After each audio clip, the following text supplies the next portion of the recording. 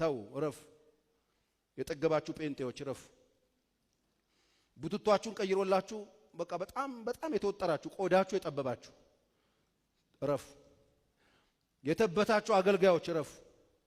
የፋነናችሁ ከሀገር ቤት የመጣችሁ ከየመንደር ጌታ ለቃቅሞ ሰው ያረጋችሁ ስሪፒስ ትለብሱ ውጥር ያላችሁ እረፉ። እዚህም እዛም ያላችሁ እረፉ። ትዋረዳላችሁ።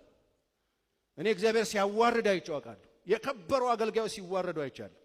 መዋረድ መሞት ብቻ እንዳይመስላችሁ። ባዶን ቀፎ ሆነ ትቀራለህ።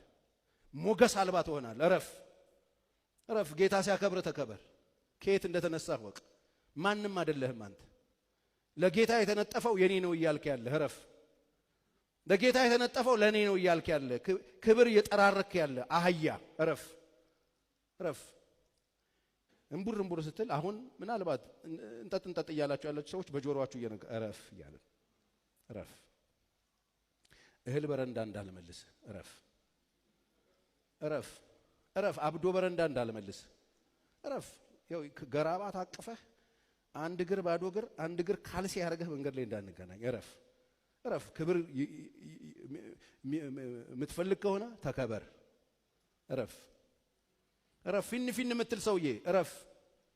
ትንሽ ሳንቲም ስታገኝ እግርህን እንደዚህ እንደ ድሮ እግርህን እያነሳ መራገጥ ያማራ ሰውዬ እረፍ። ትዋረዳለህ። እረፍ። የሰማይ ምክር ነው። እረፉ።